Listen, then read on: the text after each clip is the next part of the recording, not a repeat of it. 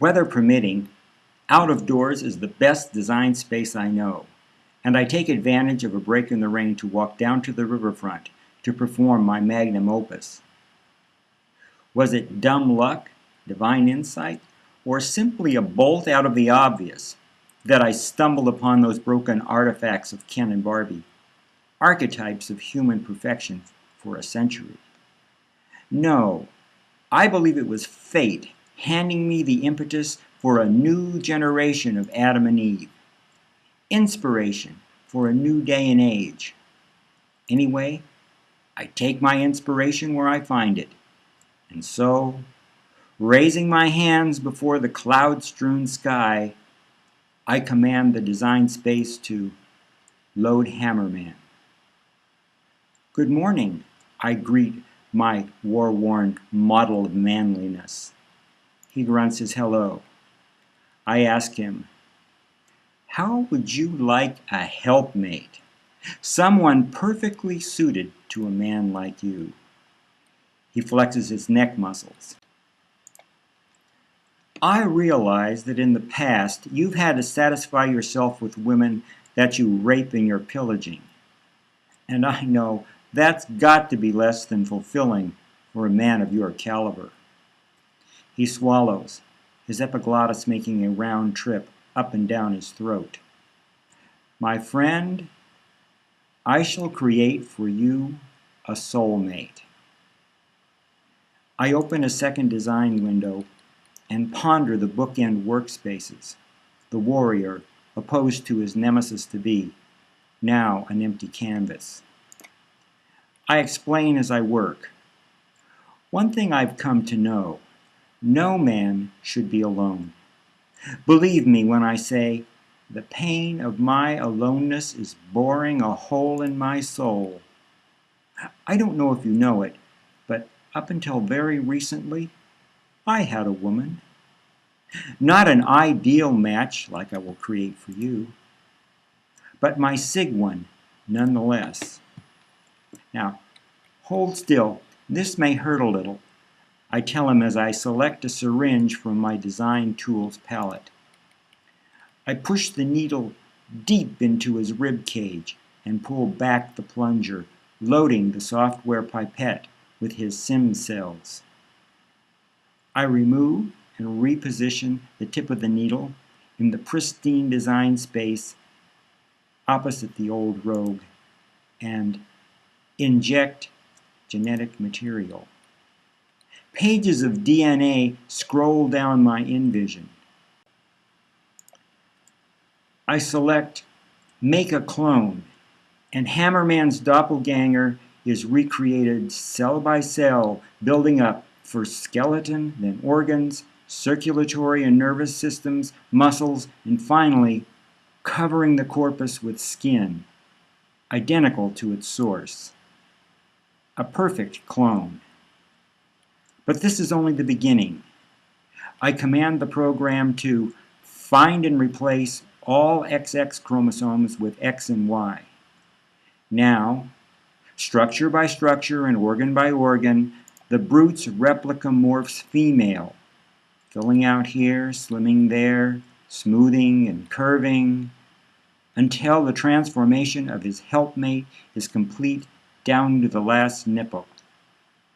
Now, I command her, breathe. She inhales deeply. Her bomb-nosed breasts rise and fall. I say, bend.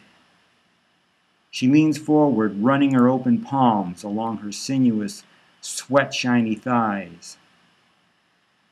I command the system to copy and paste traits from Hammerman's file into hers.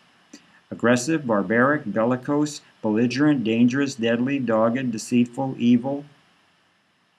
But wait, these merely describe him. Considering her, in her hologram fullness, I realize she can be more than he is. A whole new potential. I insert additional traits. Cunning, independent, instinctive, manipulative, perverse, predatory, voracious, unscrupulous. Now, I activate traits. Almost done. Almost perfect, but not quite. I lean into her holographic projection, my nose an inch from the valley between her breasts.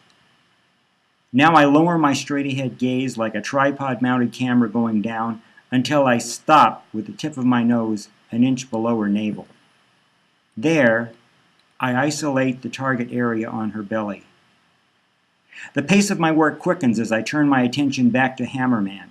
I select the lasso tool and circle his head, then, without a warning, I cut, decapitating my hero, his body toppling and flailing in paroxysms of futility, blood gushing from the severed central nervous system that only seconds before was capped by his head.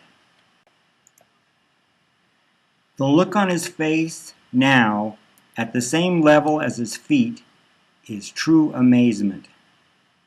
This being who has killed so many millions, discovering himself dispatched like an insect. What would he say if his words could find breath? I capture his disbelieving countenance, click on her workspace, and position the epicenter of the X-sized trophy head dead center on her belly. I command, tattoo image. The Amazon bites her lip as the trophy head is etched into her flesh, one excruciating pen stroke at a time. By the time the transfer is complete, she is groaning. I zoom out to view her in her glorious completeness. Oh, paragon of female strength and conquest. Branded with the head of your nemesis for life, thou art truly perfection. Now I return to my fallen hero, so recently, but only temporarily dead. I command the program to undo cut, and Hammerman is resurrected with no memory whatsoever of my violent betrayal. Renewed, whole and self-assured, my warrior cracks his knuckles. This is good, very good. And now for their union. I command the system to merge windows, and Hammerman and Stiletta come together side by side in their single frame. The eyes of the brute narrow as he takes her measure, pondering the image of his severed head tattooed above her mound of Venus. He seems puzzled. Nevertheless, there she is. The pair lock eyes on one another, and that's how I'll leave them for now. I sit down on a bench to watch the approaching storm clouds as I compose a letter to Ice. Hey, I know I could have just called, but whenever we're talking, I mean right to each other, you know, sometimes it's really difficult. So I wanted to say I've been thinking a lot about what you said, about me not realizing what's going on at all, and I'm beginning to see what you mean. And maybe you were right. Maybe I have been taking things a little too much for granted. But the way it looked to me, things were looking pretty good, or almost pretty good anyway, and even if they weren't actually good, still, there wasn't any reason to think they wouldn't get better. Why shouldn't they? Because if you just keep your head down and do a good job, well, why not? It's only fair. It's only right. But while I'm on the subject of fairness, I'm beginning to realize that I can't take fairness for granted anymore either. For example, take the last couple of days. Man, it's been a lesson in unfairness if ever there was one. I mean, all the unfairness and the way it really works, how it's all focused on me. I know I'm not unique, And I can see that things are unfair for other people too. But right now, whatever is unfair to other people, that's the last thing on my mind. Considering all I've been through, can you really expect me to go around worrying about other people? Well, hardly. But you know what really gets me down is that all the people around me don't even care that things are so unfair to me. Hey, listen, I don't want you to think that I'm just feeling sorry for myself, but this all makes me feel so darn lonely. And I wanted to tell you. So, there you have it. Vinny. Oh, P.S. And I just wanted to say that, hey, I miss you, and that, or whatever, well, anyway, and you know what I mean. I send the letter and head off in the direction of the motel as the rain begins. I get a call from Vida. Vinny, that's Stilletta? She is pure poetry. Thanks, I tell her. And hey, you know, I could really use an advance right now. Not a problem. Oh, and be sure to keep your eye on President Stickman. I checked my Money Matters account. Bonus deposit, $100,456.78. That should be enough to call a cab. I watch the passing cityscape through the taxi window as the trashy ghetto gives way to new heavy housing and business parks. On InVision, I catch up on News Now, star-killing update. A news thing says, exclusive, now, Billy Boyman and Show Queen did it all, as revealed in this captured video of the couple in their steamy Bahamas hideaway. The image of two naked men are revealed through a high-powered telephoto lens. A news thing describes the action. As you can almost see through the curtain of the waterfall, Boyman has Show Queen pressed against the granite wall in what could be taken as a sexual embrace. Stay tuned for full frontal nudity. Another news thing says, and now for news from around the world. As a result of the alarming spread of acquired skin disease, people no longer appear to be who they were. According to experts, changes in skin color are causing confusion and conflict in many parts of the world. An African woman says, "Who says color doesn't matter?" A South American Indian declares, "I am descended from the blood of Manco, Capac, Sinchi, Roca, Lueke, Yupanqui, and Meta Capac." So listen, it doesn't matter to me what color I turn out. Just don't go calling me white, okay? An Arab sheik in a white thobe says, "We invite these people here to work because they look like the people who actually work. Everyone knows this is a temporary situation. They come, they work, then they're supposed to go back where they belong. Everyone knows that. But if you can't even tell who people are by looking at them anymore, well, then what do we do?" A Caucasian man says, "I don't care what color they are, just as long as they don't put on airs." An East Indian man says, "Well, of course I can't let her marry him. Sure, he looks okay now, but with all this color shifting, how are we supposed to know what he really is and what he might become? This is just not some social nicety I'm talking about. I mean, this guy wants to marry my daughter." The news thing continues with another story. Instances of coordinated mayhem continue unabated. With 3 more bombings in the last hour, the string of attacks on the boxes around the globe totaled 349. Addressing investor concerns at a press chat, the Box CEO, Austin Wilthorne, announced the temporary closure of 2,372 of the megastores. When asked if the closings would torpedo earnings, Wilthorne said, "So what if we're closing some stores? Those sales will just get rerouted right back to us through Envision. Everybody knows everything they get comes from the box anyway. It's a zero-sum game, and we just keep on trucking."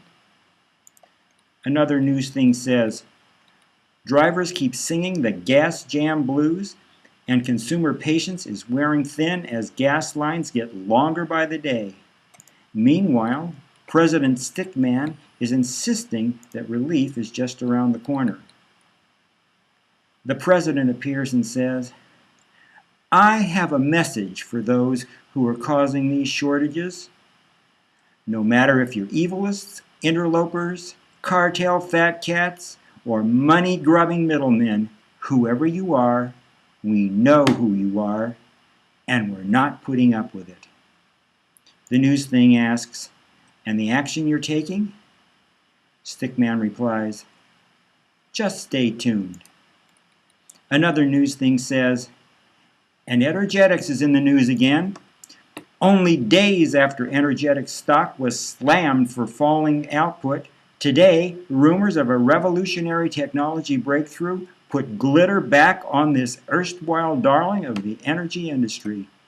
The leak on the street says there's a bonanza on Energetics' horizon, and it's coming in the form of all things, bugs."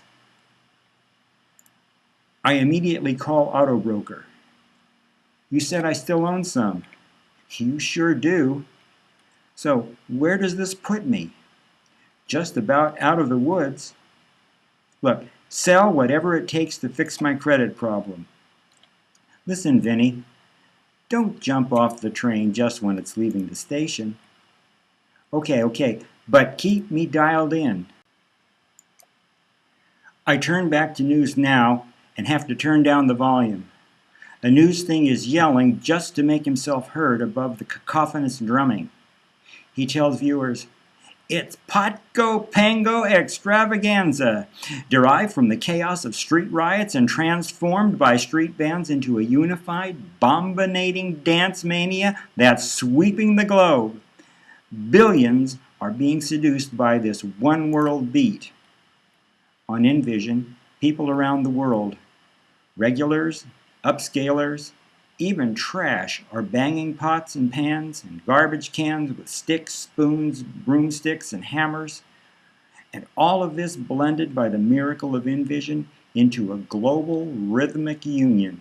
At the edge of a mountain precipice, a dervish spins at one with the multitude of soulmates spread near and far below him. The news thing says, mystic devotees call it rhythmic dissolution. Officials call it rampant desolation. But no matter what you call it, chances are that you too are shaking your bun baller in sync with this ravishing, mesmerizing universal romp. And just how long can people keep it up? Stay tuned. Outside the cab, an auto band leads a line of dancers in a cha-cha line down the sidewalk. I get out of the taxi and join the line, moving to the infectious rhythm. Moving with my hands on the hips of the woman in front of me, I get a call from Ice. She asks, "Vinny, do you feel it?" Her image is dim, but I see her swaying in the shadows. "Where are you?" I ask. "I'm in the music. Where are you?" "I'm in it too." And I find myself laughing. Even the pain in my back has gone away. I tell her, "I feel fantastic." "Me too, Vinny. Me too."